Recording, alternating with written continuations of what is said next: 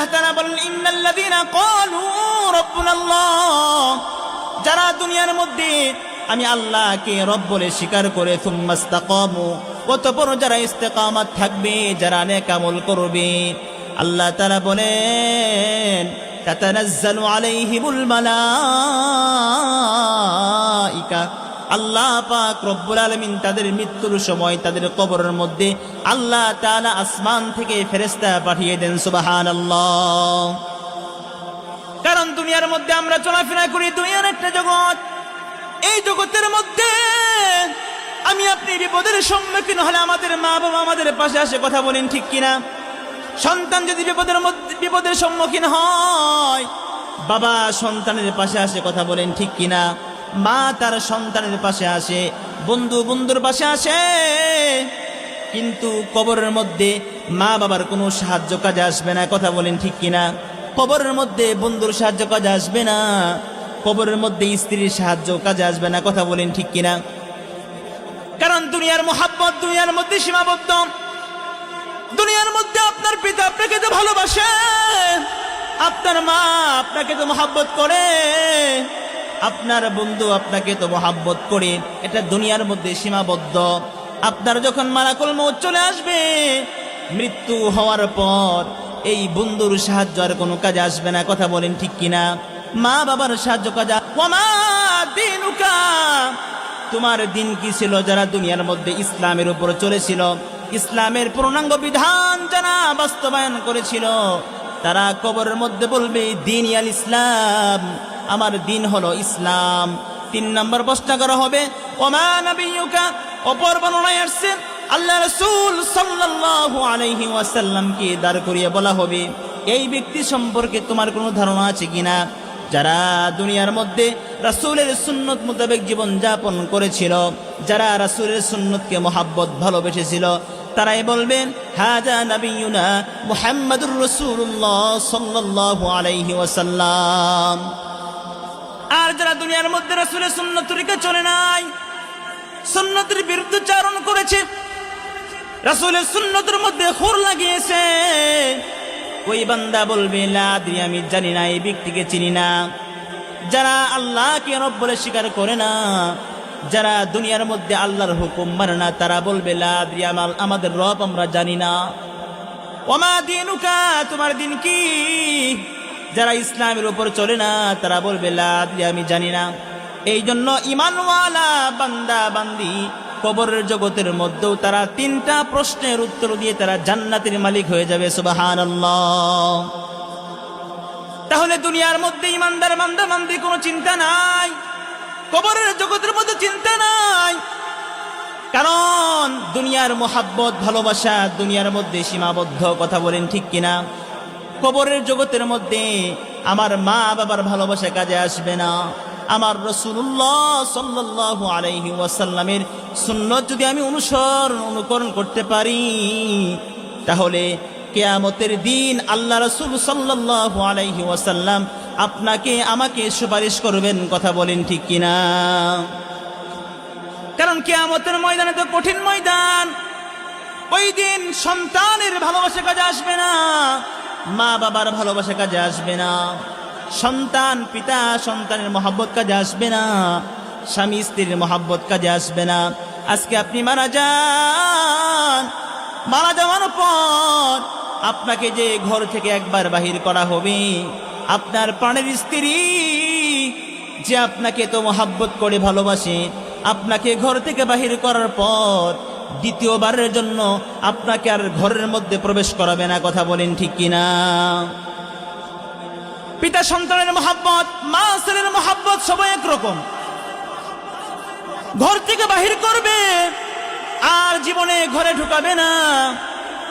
কবরের জগতের মধ্যে এই ভালোবাসা কাজে আসবে না, শুধুমাত্র একমাত্র আল্লাহ এবং আল্লাহ রাসূলের মহব্বত কাজে আসবে, কথা বলেন ঠিক কিনা?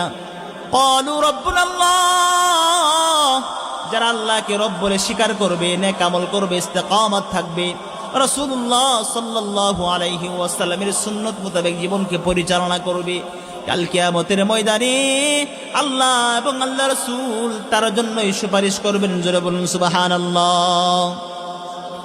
কারণ কিয়ামতের ময়দান তেমন হয়ে যাবে, ভাই ভাইকে চিনবে না, বাবা তার সন্তানকে চিনবে না, মা তার সন্তানের পরিচয় দিবে না, স্বামী তার স্ত্রীর পরিচয় দিবে না।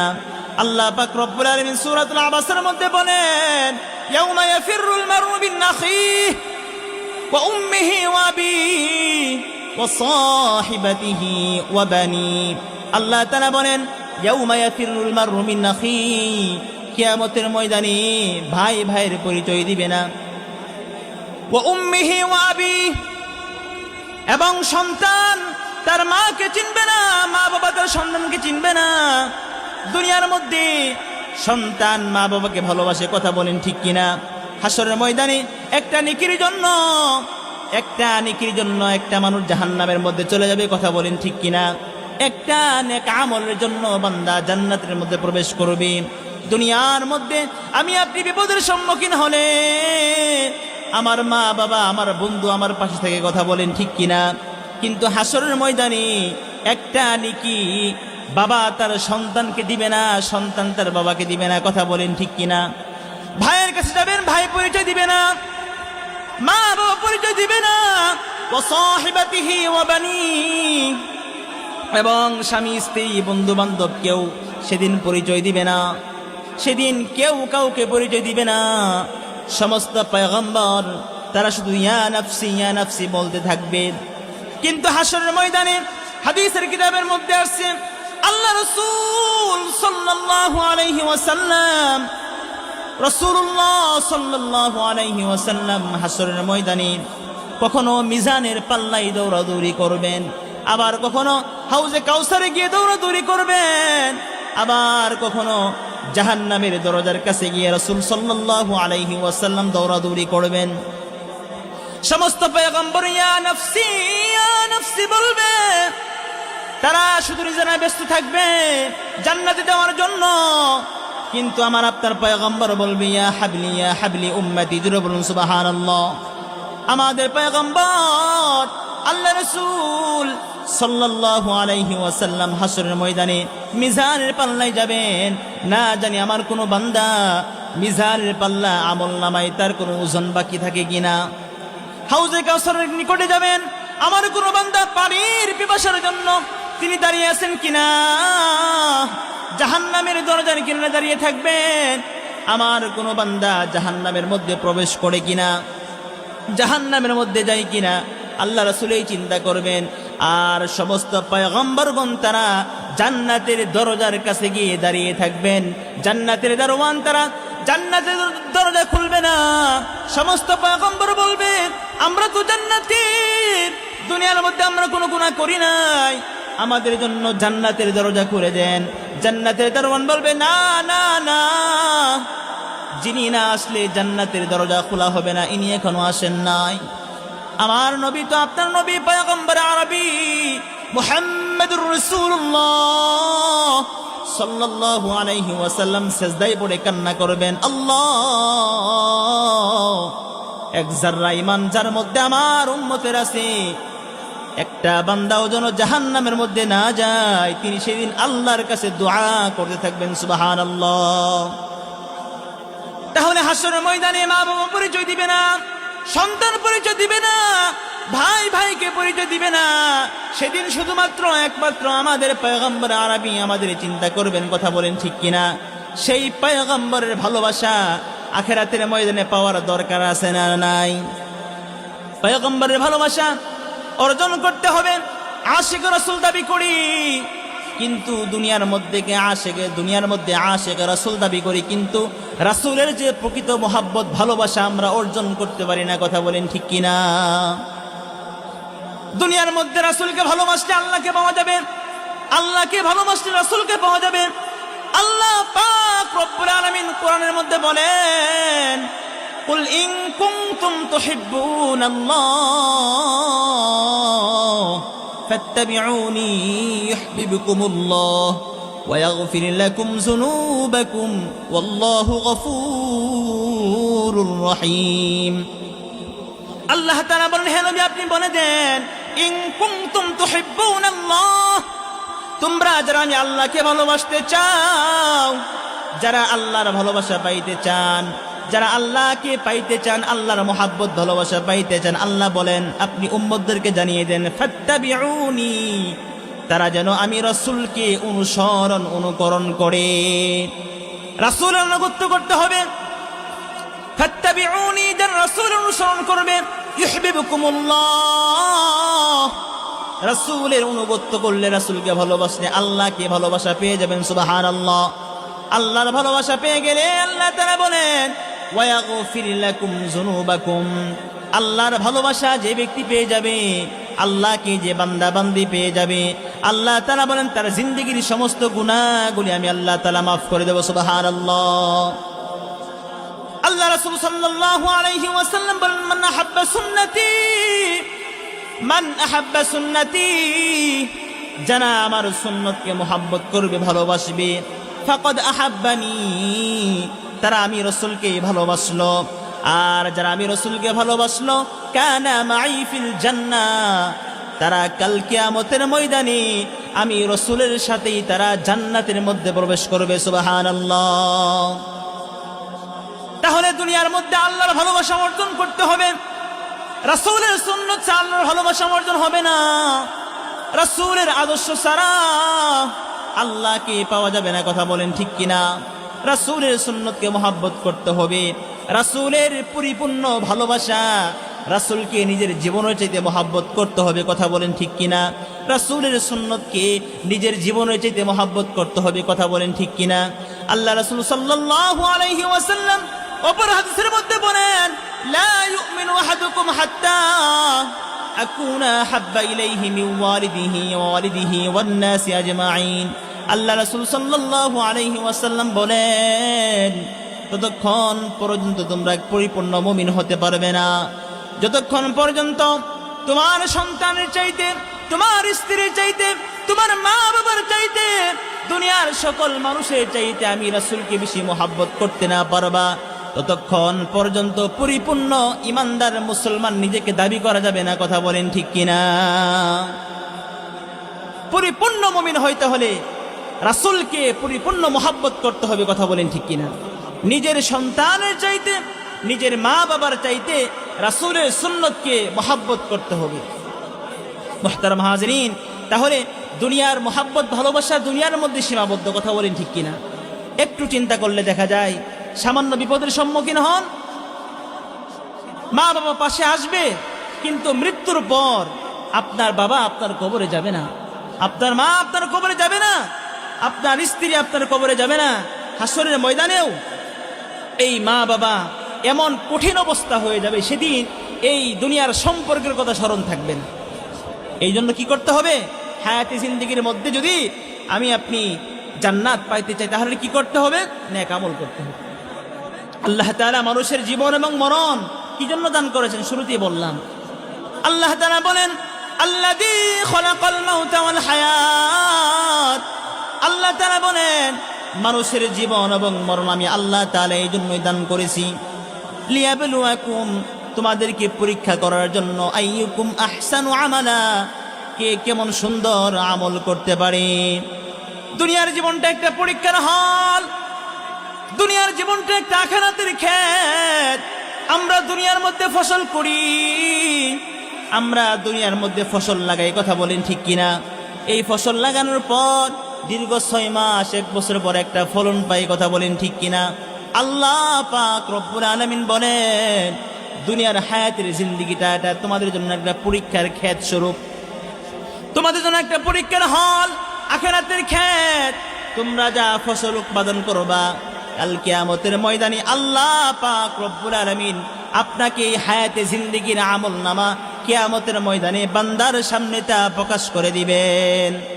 আল্লাহ তাআলা আয়াতের মধ্যে বলেন ফামান ইয়ামাল মিসকালা যাররাতিন খায়রান ইয়ারাহ, যারা দুনিয়ার মধ্যে সরিষা পরিমাণ অনুপরিমাণ নেক আমল করবে, যারা দুনিয়ার মধ্যে নামাজ পড়বে, যারা দুনিয়ার মধ্যে দান সদকা করবে, যারা দুনিয়ার মধ্যে ভালো কাজ করবে, ইয়ামাল মিসকালা যাররাতিন খায়রান ইয়ারাহ, যাররা যাররা পরিমাণ যারা নেক আমল করবে, আল্লাহ তাআলা বলেন কাল কিয়ামতের ময়দানে বান্দার সামনে তা প্রকাশ করে দেব। সুবহানাল্লাহ। এরপর আয়াতের মধ্যে আল্লাহ তাআলা বলেন ওমান ইয়ামাল মিসকালা যাররাতিন শাররান ইয়ারাহ। আল্লাহ তাআলা বলেন যারা দুনিয়ার মধ্যে অনু পরিমাণ সরিষা পরিমাণ নাফরমানি করবে, কাল কিয়ামতের ময়দানে আল্লাহ তাআলা বান্দার সামনে সেই জাররা পরিমাণ নাফরমানি গুনাহের কাজটাও বান্দার সামনে প্রকাশ করে দিবেন। দুনিয়ার মধ্যে আমি আপনি কি করতেছি? মানুষের উপর জুলুম করতেছি, মানুষকে প্রহার করতেছি, মানুষকে জবানদার গালি দেয়, মানুষকে হাত দ্বারা প্রহার করি, মানুষকে জুলুম করি, কথা বলেন ঠিক কিনা? কাল কিয়ামতের ময়দানে প্রতিটা অঙ্গ প্রত্যঙ্গ আল্লাহর কাছে আমার বিরুদ্ধে সাক্ষ্য দান করবে। আল্লাহ তাআলা সূরাতুল ইয়াসিনের মধ্যে বলেন আল ইয়াউমা নাখতিমু আলা আফওয়াহিহিম ওয়া তুকাল্লিমুনা আইদিহিম ওয়া তাশহাদু আরজুলুহুম বিমা কানু ইয়াকসিবুন। আল্লাহ তাআলা বলেন আল ইয়াউমা নাখতিমু আলা আফওয়াহিহিম, কিয়ামতের ময়দানে আল্লাহ পাক রব্বুল আলামিন মানুষের মুখের মধ্যে মোহর মেরে দিবেন। মানুষগুলি কথা বলতে পারবে না, মানুষ কথা বলবে না। ওয়া তুকাল্লিমুনা আইদিহিম, মানুষের হাতগুলো কথা বলবে। দুনিয়ার মধ্যে আমি আপনি কার উপর হাত দ্বারা জুলুম করলাম, কার উপর প্রহার করলাম, এই হাত দ্বারা অবৈধ সম্পদ উপার্জন করলাম, এই হাত দ্বারা মানুষের হারাম টাকা লেনদেন করলাম। কাল কিয়ামতের ময়দানে হাত কথা বলবে। ওয়া তাশহাদু আরজুলুহুম বিমা কানু ইয়াকসিবুন, এবং আপনার আমার বিরুদ্ধে আমাদের পা গুলি কৃতকর্মের সাক্ষ্য দান করবে। দুনিয়ার মধ্যে আমি আপনি পা দ্বারা কোথায় গেলাম? গুনাহের কাজের মধ্যে গেলাম, নাফরমানি করলাম, মানুষের সম্পদ চুরি করতে গেলাম। আল্লাহ তাআলা কাল কিয়ামতের ময়দানে আমাদের শরীরের সমস্ত অঙ্গ প্রত্যঙ্গগুলি আমার বিরুদ্ধে সাক্ষ্য দান করবে। এই জন্য মুহতারাম হাজিরিন, দুনিয়ার মধ্যে ইমানদার বান্দা বান্দী আল্লাহকে ভয় করে চলবে, আল্লাহকে সর্বদাই ভয় করবে। আল্লাহর ভয় সর্বদাই তার মধ্যে থাকবে, কারণ কিয়ামতের ময়দানে অঙ্গ প্রত্যঙ্গ সাক্ষ্য দিবে, জবান সাক্ষ্য দিবে, হাত সাক্ষ্য দিবে, পা সাক্ষ্য দিবে। এই জন্য ইমানদার বান্দা বান্দী দুনিয়ার মধ্যে সীমা লঙ্ঘন ভাবে চলাফেরা করতে পারে না, কথা বলেন ঠিক কিনা? ইমানদার বান্দা বান্দি প্রতিটা পা ফালানোর সময় হিসাব করে পা ফেলবে, কথা বলেন ঠিক কিনা? কারণ আল্লাহ পাক রব্বুল আলামিন মানুষের মৃত্যুর মাধ্যমে মানুষকে আল্লাহ তাআলা মরণ দান করবেন। কিসের জন্য? ফায়ুনাব্বিউকুম বিমা কুনতুম তা'মালুন। আল্লাহ তাআলা কাল কিয়ামতের ময়দানে আপনার হায়াতের জিন্দেগিটা আপনি কোন কাজে ব্যয় করলেন, আল্লাহ পাক রব্বুল আলামিন আপনার এই 60 বছরের জিন্দেগির মধ্যে আপনার আমল নামার হিসাব এই মৃত্যুর মাধ্যমেই আপনার জীবনকে সমাপ্তি করবেন, কথা বলেন ঠিক কিনা? আল্লাহ পাক রব্বুল আলামিন বলেন কুল্লু নাফসিন যায়িকাতুল মাউত, সকল প্রাণীকে মৃত্যুর স্বাদ আস্বাদন করতে হবে, সকলেই মারা যাবে। দুনিয়ার মধ্যে আমি আপনি থাকবো না, কথা বলেন ঠিক কিনা?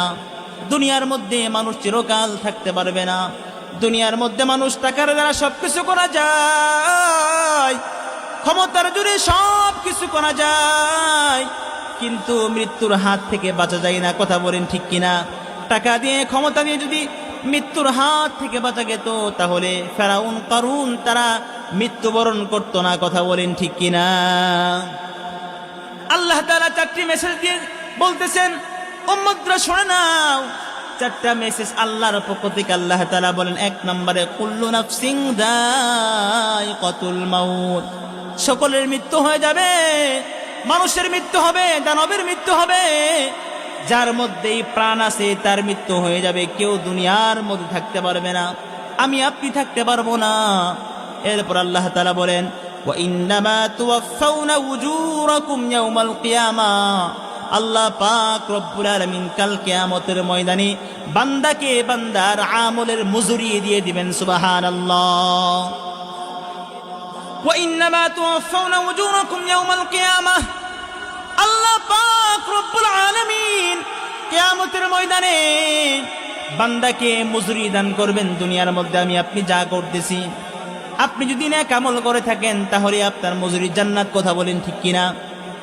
আপনি যদি দুনিয়ার মধ্যে নাফরমানি করেন, নামাজ পড়েন না, আল্লাহর বিরুদ্ধচারণ করেন, তাহলে আল্লাহ তাআলা সেদিন আপনাকে জাহান্নামের মধ্যে নিক্ষেপ করবেন। জাহান্নামের মধ্যে কোন মানুষগুলো থাকবে? আল্লাহ তাআলা কোরআনুল কারীমের মধ্যে বলেন, ওয়ালাকাদ দারানা লিজাহান্নামা কাসীরাম মিনাল জিন্নি ওয়াল ইনস।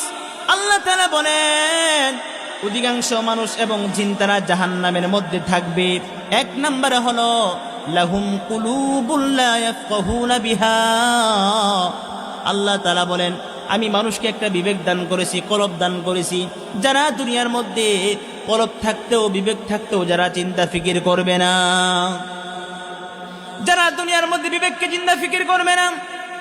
আল্লাহ তাআলা কি উদ্দেশ্যে আমাকে বানাইলেন চিন্তা করে না, শুধু খাওয়ার জন্য, চাকরি করার জন্য, ভালো বাড়ি গাড়ি করার জন্য আল্লাহ তাআলা আপনাকে আমাকে জীবন দান করেন নাই। আইয়ুকুম আহসানু আমালা। আল্লাহ বলেন, আমি দেখতে চাই কোন বান্দা হায়াত পাওয়ার পর আমি আল্লাহ তাআলার নেক আমল করে। এক নাম্বার হলো লাহুম কুলুবুল লা ইয়াফকাহুনা বিহা, যারা কলব থাকতেও চিন্তা ফিকির করবে না। দুই নাম্বার হলো ওয়ালাহুম আ'য়ুনুল লা ইউবসিরুনা বিহা, যারা চক্ষু থাকতেও দুনিয়ার মধ্যে দেখতে পাই না। আল্লাহ তাআলা আমাকে আপনাকে চক্ষু দান করেছেন। বান্দা চক্ষু দেখে দেখে মসজিদের মধ্যে আসবে, বান্দা কোরআন পড়বে, রাসূলের হাদিস পড়বে, কথা বলেন ঠিক কিনা? বান্দা ভালো জিনিস দেখবে। কিন্তু এই চক্ষু থাকার পরেও আমরা কিছু আল্লাহর বান্দা মসজিদের রাস্তা দেখতে পাই না, কথা বলেন ঠিক কিনা? এই চক্ষু থাকার পরেও আমরা মসজিদের রাস্তা দেখি না। বাজারে যাইতে পারি, মসজিদের মধ্যে আসতে পারি না, কোরআন পড়তে পারি না, দুনিয়ার সমস্ত বই পড়তে পারি, কোরআন পড়তে পারি না, কথা বলেন ঠিক কিনা? আল্লাহ তাআলা বলেন, যারা চক্ষু থাকতেও যারা দুনিয়ার মধ্যে দেখতে পাই না।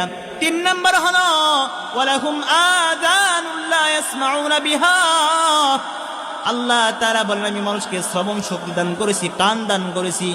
এই কান দ্বারা শ্রবণ শক্তির মাধ্যমে বান্দা কোরআন হাদিসের কথা শুনে আমল করবে।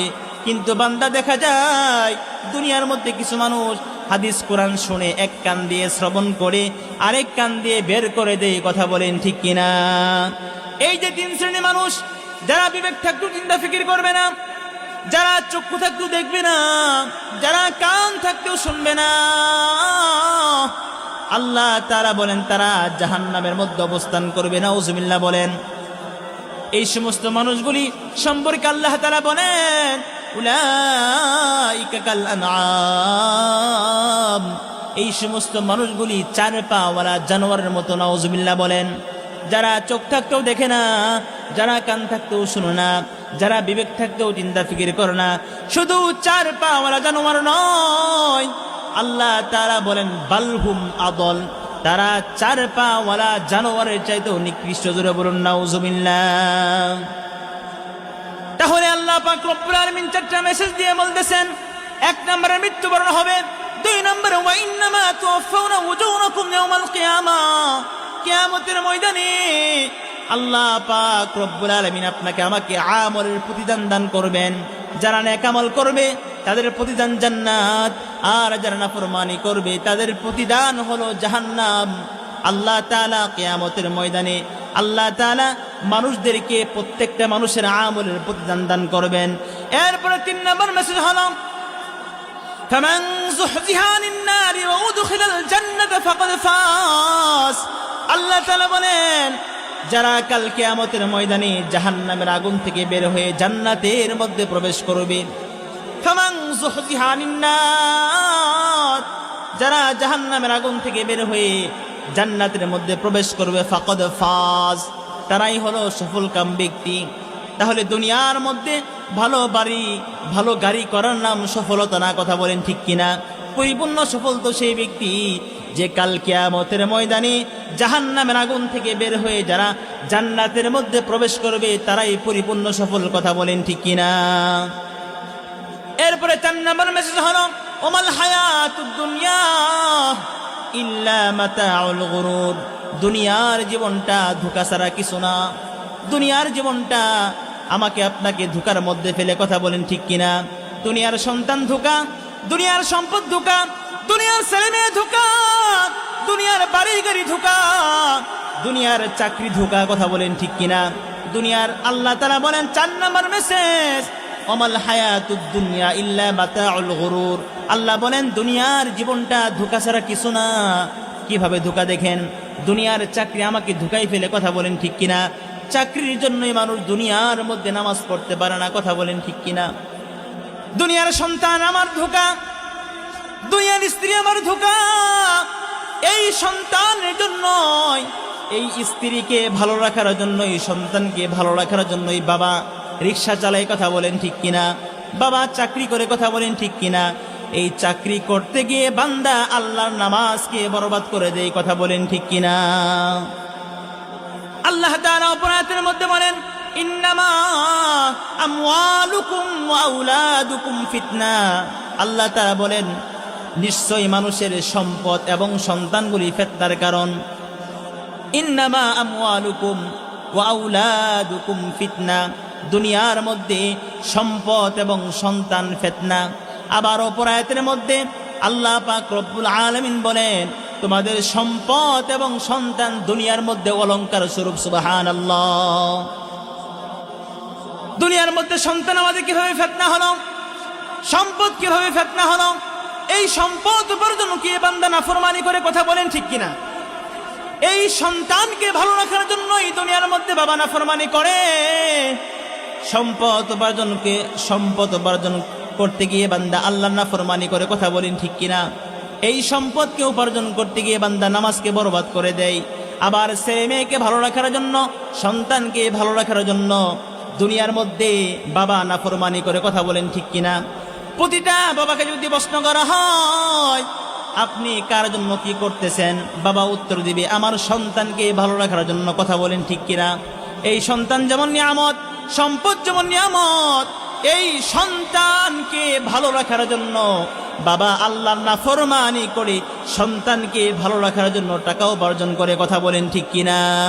এই জন্য আল্লাহ তাআলা বলেন ফাআম্মা মান তাগা, যারা দুনিয়ার মধ্যে সীমা লঙ্ঘন করবে। ফাআম্মা মান তাগা, যারা দুনিয়ার মধ্যে সীমা লঙ্ঘন করবে। সীমা লঙ্ঘন কিভাবে করে? সন্তানকে ভালো রাখার জন্য বাবা নামাজকে বরবাদ করে দেয়, বাবা রিক্সা চালায় সন্তানের জন্য, কথা বলেন ঠিক কিনা? বাবা কৃষিকাজ করে সন্তানকে ভালো রাখার জন্য। এই জন্য সন্তানকে ভালো রাখতে গিয়ে আল্লাহর নামাজকে বরবাদ করা যাবে না, কথা বলেন ঠিক কিনা? দুনিয়ার চাকরি করতে গিয়ে আল্লাহর হুকুমকে বরবাদ করা যাবে না। এই জন্য যারা সীমা লঙ্ঘন করবে, ফাআম্মা মান তাগা, যারা সীমা লঙ্ঘন করবে।